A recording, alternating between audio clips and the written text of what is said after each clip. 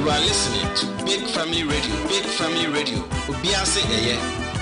You are listening to Big Family Radio. Big Family Radio. Obiase eye.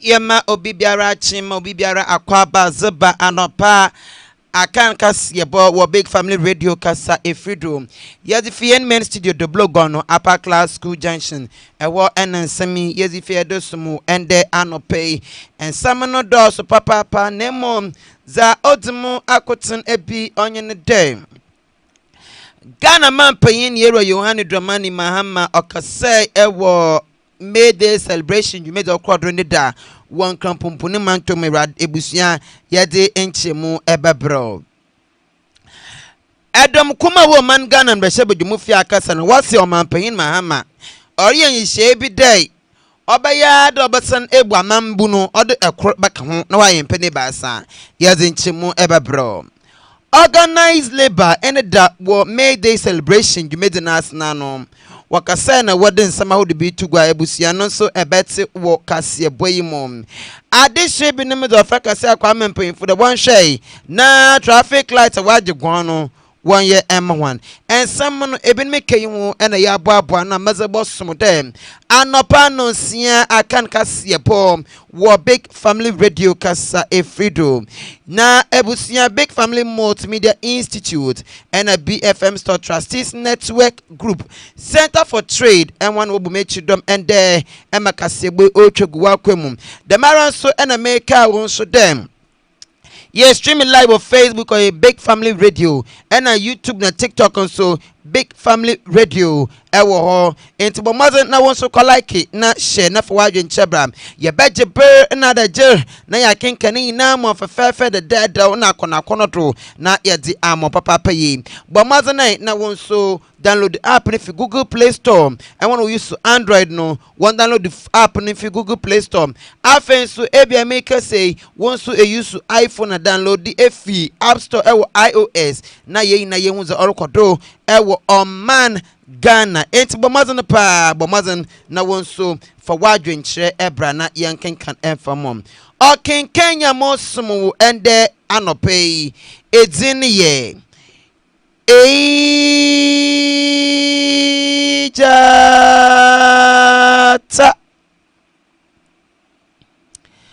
Kobana Dodona for major school time was porcupine Afejebre na te insamano ninchemum Ghana man payin yebra Yohani Dramani Mahama no orkese na nansama orkanin na onye ne day yeshe on man Ghana fododo na no ena wo ye dwuma ewo aban edwuma mu pa ndwuma bebre ena ye aban edwuma Ghana fododo na so no wori edwuma wom na Abraham penka sa na orichem dem say ye Ghana ni mapa na sari ye dwuma na se dwuma na riya no obi wom na oteti na orunwan wa men kan wanu ntumo osgbe wanu open your mouth na kasa next time the asimosi obintin and or tetim wo medwuma ye mere yi mu enti wa medwuma na me ye menwu anje ebotuma akọ report nimpa no edam wo panyin na ma payma makasa no kasa ewo May Day celebration you made okrodo ewo man Ghana here ne Independence Square ewo ana you made okrodo kasa ya the mesma we to gwa na ma payma makasa no chem dem ende ma bi okrodo wo man Ghana ha odo adwene won taso o se wadwene bepim da mabri ontene wasukra aba sama Ghana man payma hamase oya dan ye na nimpa da se ne to man Ghana ha nurse otona apeteshi otona nsa apeteshi o apio kekabi chewaso menfarmaso on nizin dodo so pa ose ebi tuntun da apeteshi bi ensude bia da nimpa kuru ya ose ma agbakaw won tazo ma agbakaw won tazo eno man pay mama say na sam kopolo bi se no wonyene day dent na beka de etonensan agbakaw another 1000 na Ghana ye we obi ni rewa onumensa obi na nwaja onumensa enti bad na ocha day wala wutati edeka another 1000 ensemi na Ghana man pan yero Yohane do mani mahama odu tugwa wa bra May Day celebration made record no kasa no e ho no de mensama wodi odu tugwa. You work in state-owned enterprises that have been atrociously, comrades and friends, many of you work in state-owned enterprises that have been atrociously managed over the last 8 years. I urge you not to keep quiet. When management is driving your enterprise into ruin, you are always the first to be affected by job losses when these institutions collapse. Your enterprise where you work belongs to you.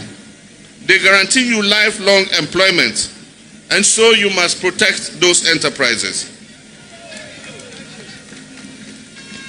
When things are going wrong, do not be afraid to say so.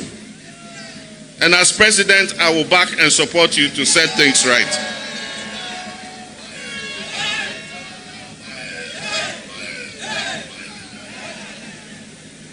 Today we celebrate the sacrifices of workers in Ghana and around the globe.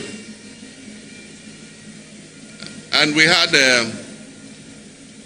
a conference with SIGA, and we're giving the debt position of state-owned enterprises, and almost all of them are in debt. Even companies like Gihog Distilleries, where when I was president, they used to pay a little dividend to government.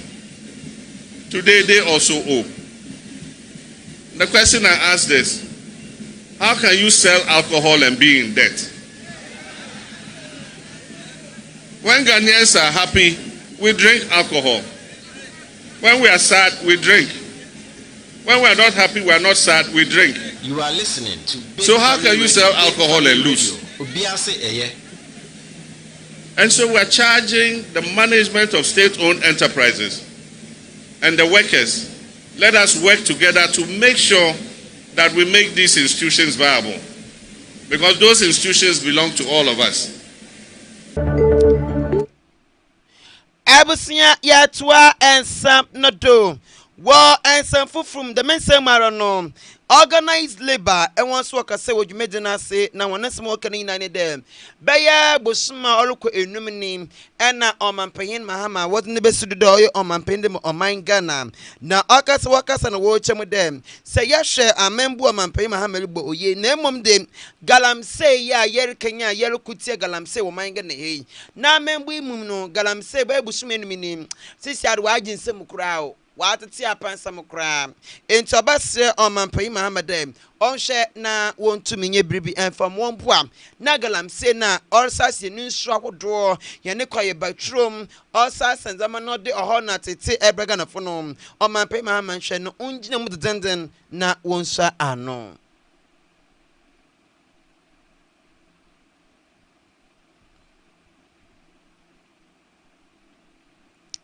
Abusia baba made na yede ende no amo na ete enho ensama oye organized labor for what they took ewo dwumedi no ase wo Abraham wo share manpanyin mahama wo made the celebration of independence square yenti in some organized labor for no what can it be. I'm saying, Mr. President, we in organized labor are surprised that 5 months into your reign, the Galamsey menace is getting worse. The destruction of our environments, including our forests and water bodies, is increasing with rapidity. Mr. President, we expect you to provide leadership in stopping the menace of Galamsey. We expect your government to immediately revoke, not amend, Legislative Instrument 2462. Remember, organized labor has a letter from your predecessor suspending the LI 2462.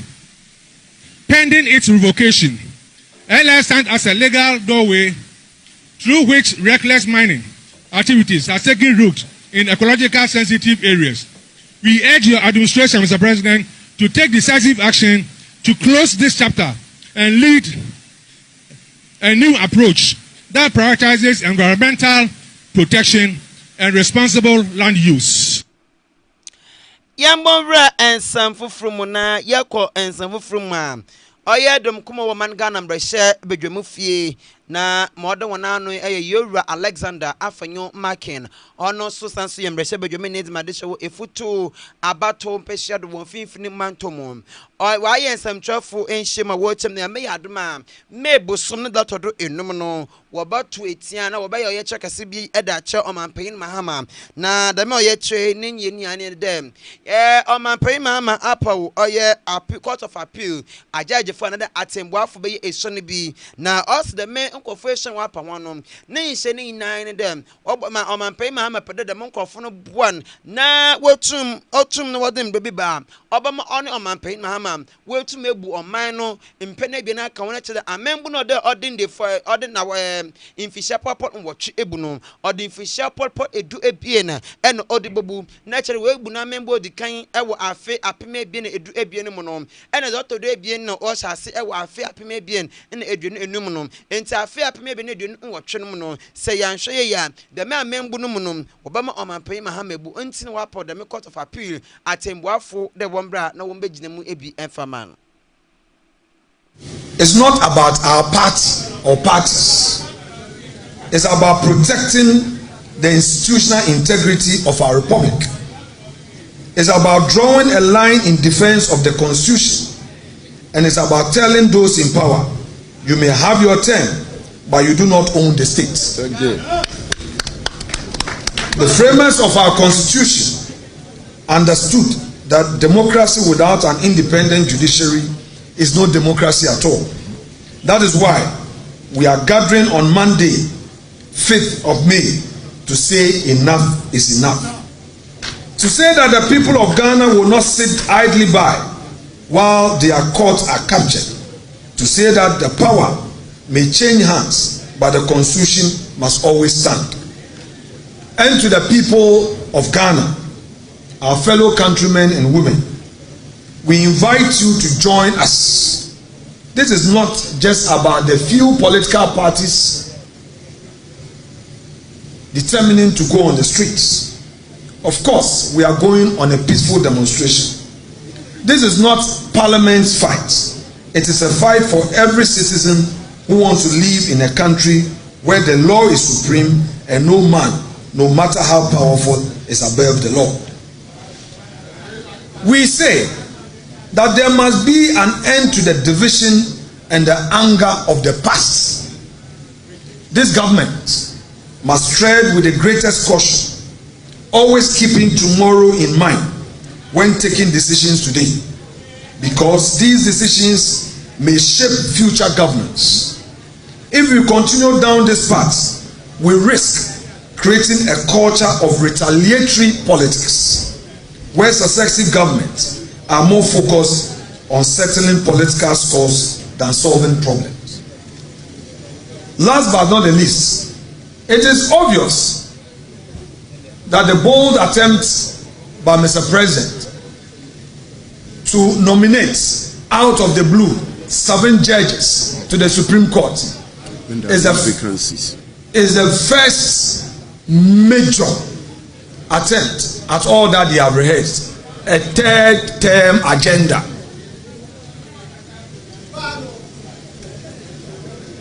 All that the NDC is doing, all that our president is doing through the advice of the hawks of NDC is to set a third term agenda for his leadership.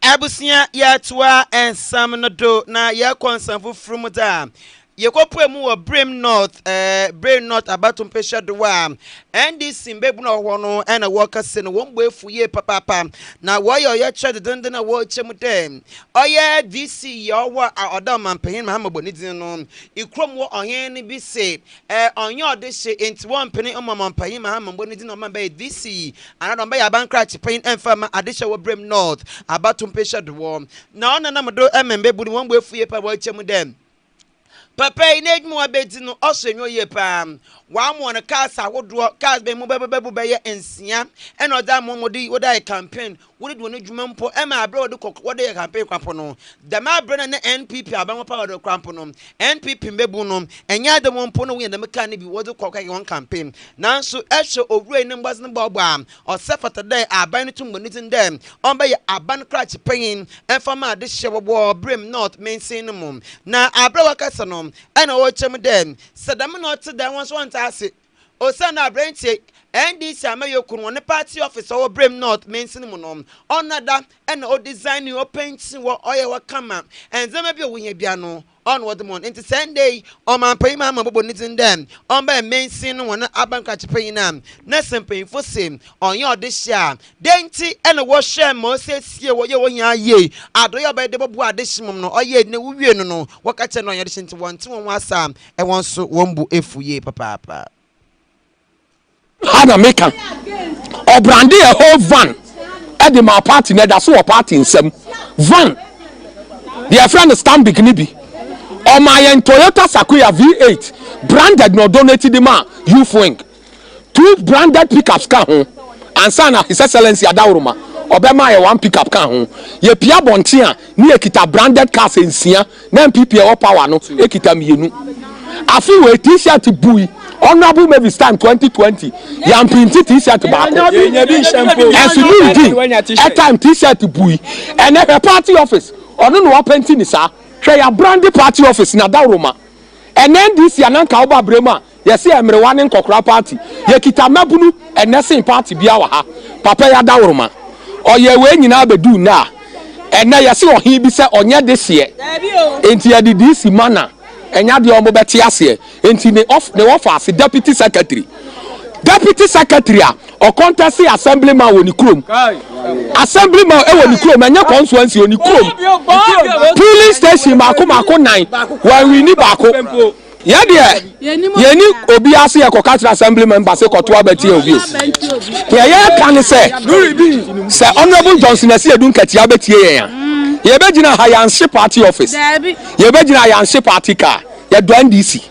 So betie ye. Our case is simple. And next year to about wa brem wo DC ho a.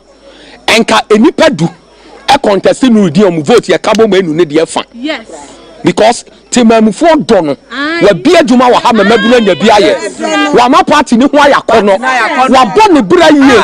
Aso ya no bunudi ye hu no ene anim no se obeso party nim no ne oye ye enkabo mo di youth chese na ade ne ya me janti me hu nya meka honorable me this time on shame so hu me a onim me e bra ye bra man no ne papa nudi na na e chairman yo ye bra ye ne ya me akwa ne se honorable say dun kasi o ba abram ha party office ha ye kai ya kai o ye revida de ekoso Brain North no ye di yawo youth no ye di yawo denti na se ba ne sa Brain North sesia no NDC aden obi edi yawo obi a obefa party opposition 2016 waso party mu ama party aya kono aya attractive ama mbabunu obocho be a mbabunu eba party adwuma sesia na wa bre na tumi aba na ese omode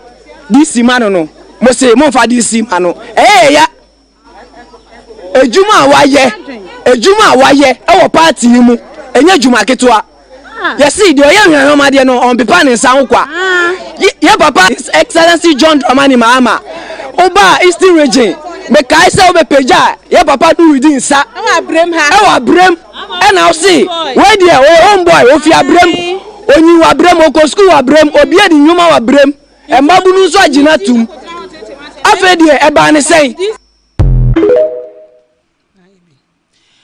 abusia ye Abraham Hana Meka twaga se gbono do na ye de abewie adishowo achimota old station ehwan na worker say na wonansam worker ni nyina ne dem traffic light o wono nye adwuma traffic light ni nye adwuma agide obi no obegye no direct traffic na amon traffic light ya say you mpayinfo ebuonwe agude bi mapa mentabo space na wo hye enazo kodo wo hu enti wo fra kwa mpayifo de one share na one say traffic lights no Emma one. No, the accident be breba nti esrem penfo so pam chow. Mumo no corner mama street light na enye djuma na traffic light ni nyina enye djuma ma ye na etimi mbo aye nyina. Se betimi aye no solar system bi anka yedum light ko off traffic light ni de betimi aye djuma so anka be bo aye. Wo okra wo betwa U10 e de aba be fa obi. Ba wo say traffic na dum ni nti no. After the almost say, "I'm at one side the sun." Said the beya, "I'm baba say, we say, wow, we try you ten." Now we now say traffic na. Aya edumuni die. Say be ninja. Ti aban ne besre. Ene aboafo ne besre. So me baba boy. Na bridum ya light na tuma ya adwuma. Ni titiri achimota station ha. Aya ye bre. Aya dani problem. Ebu wa obegina wo sa na ndu so se obetumi ayden. Akọ obu okra ni titiri kra yo mo cross no. Obu wa cross light ni we road na sign ni nyina yede ni wo. Oba begina wo no musa na otumi cross. Aje se bia police ni bi aba be bo obu okra be hwe no na omo directed traffic na omo begina omo de omo pe no. Omo na omo yeden. Omo directed ono so nchede ni madwuma na ni so. Wo no o yeden ogina wo sa na otwe one side sa.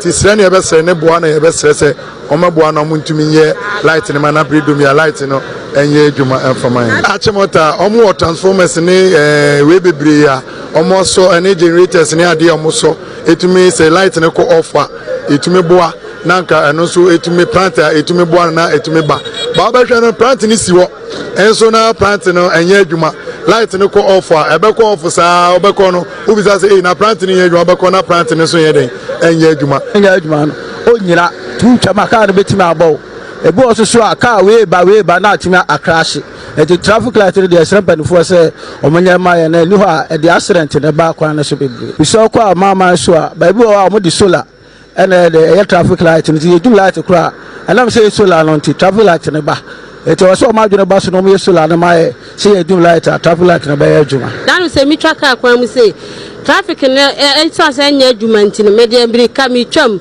sana moto bi nso aso ano banyame nko anke bo me ye sra ban say sra na so say e wo say ye ton ade say ni ye traka kwa mu nti ye sene senka ga onye ye moa na onye traffic light ne ma sere ba ya so bie e be ba abusia enti aha ena embreno ba makwan mamede anopa akan KASE3BO no mezibesi amo asedan koma Esther Esther ono ena ochinchin free no odi emam the mara so ena big family multimedia institute BFM store trustees network group center for trade everyone and will make you dom and the Anopa makasiegbe otwegu akwemu na medan me ho aba no siempe mu no mede my Ghana your Ghana our Ghana dwumedi no so no me ba abochedo amo izini ye Jata